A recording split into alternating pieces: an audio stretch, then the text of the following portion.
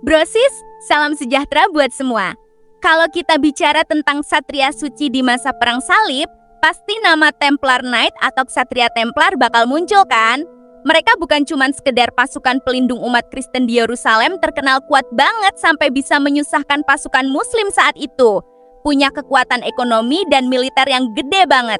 Tapi ceritanya tragis banget, akhirnya mereka ditangkap dan sebagian pemimpinnya dihukum bakar hidup-hidup oleh Raja Prancis.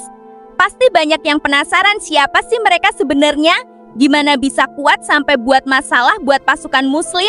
Kenapa akhirnya mereka dibantai sama Raja Prancis? Yuk kita bahas jelas, gaul tapi tetap sopan berdasarkan sumber sejarah resmi ya.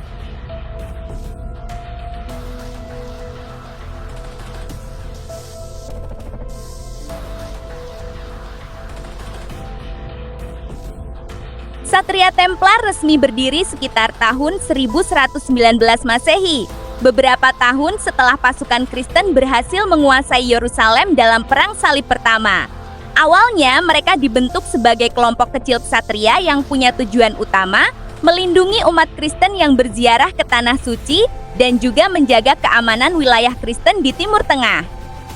Nama resmi mereka adalah Poor Fellow Soldiers of Christ and of the Temple of Solomon, karena mereka awalnya tinggal di dekat reruntuhan kuil Solomon di Yerusalem. Mereka dipimpin oleh Hugues de Payens, seorang bangsawan Prancis yang punya semangat tinggi buat membela agama. Awalnya mereka cuma terdiri dari sekitar 9 orang, tapi makin lama makin banyak orang yang mau bergabung, mulai dari bangsawan kaya hingga rakyat biasa yang punya semangat juang. Pemerintah gereja juga mulai mendukung mereka, bahkan Paus memberikan hak istimewa buat mereka, kayak bebas pajak dan bisa mengumpulkan dana sendiri. Ksatria Templar bukan cuma sekedar penjaga mereka, jadi salah satu pasukan terkuat di masa Perang Salib. Ada beberapa alasan kenapa mereka bisa kuat sampai menyusahkan pasukan Muslim saat itu. Pertama, pelatihan militer yang sangat ketat.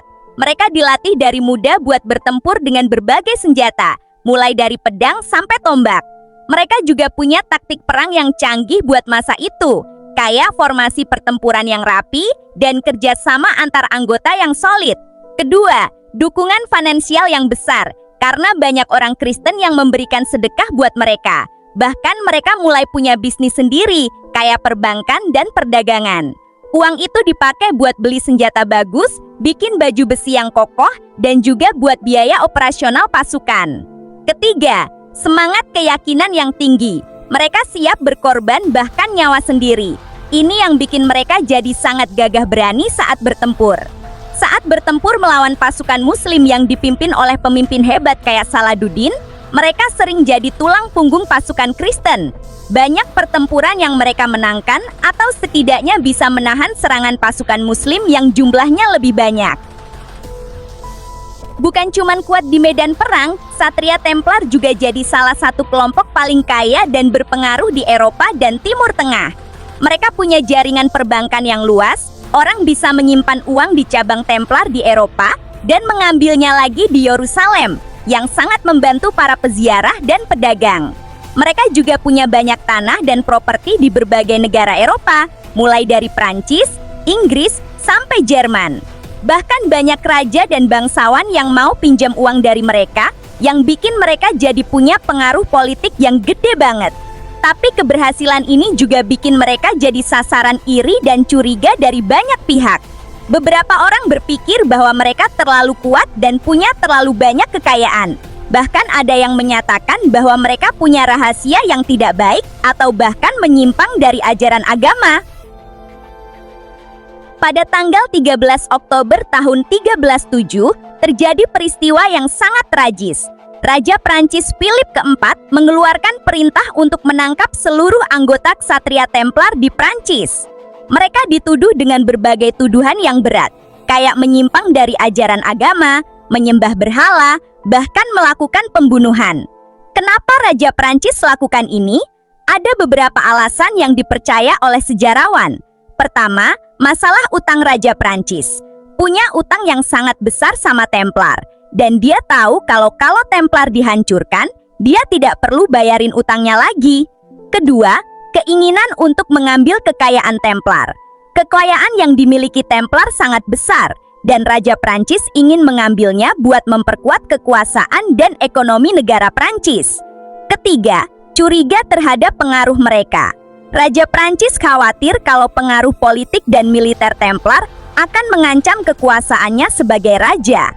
Setelah ditangkap dan disidang dengan proses yang banyak dianggap tidak adil, dua pemimpin utama Templar, Jacques de Molay dan Geoffroy de Charny, dihukum bakar hidup-hidup di tepi Sungai Seine, Paris, pada tahun ke-1314. Setelah itu, kelompok ksatria Templar resmi dibubarkan oleh pemerintah gereja dan kekuasaan negara Eropa. Bagi banyak sejarawan, kisah ksatria Templar adalah contoh tentang bagaimana kekuasaan dan kekayaan bisa membuat kelompok besar jatuh dengan sangat cepat. Banyak yang bilang bahwa tuduhan terhadap mereka tidak benar dan hanya dibuat-buat buat alasan politik dan ekonomi. Namun, warisan yang ditinggalkan oleh Templar tetap hidup hingga sekarang. Mereka jadi inspirasi buat banyak karya seni, film, dan buku, kayak film The Da Vinci Code yang mengambil inspirasi dari misteri yang menyelimuti mereka.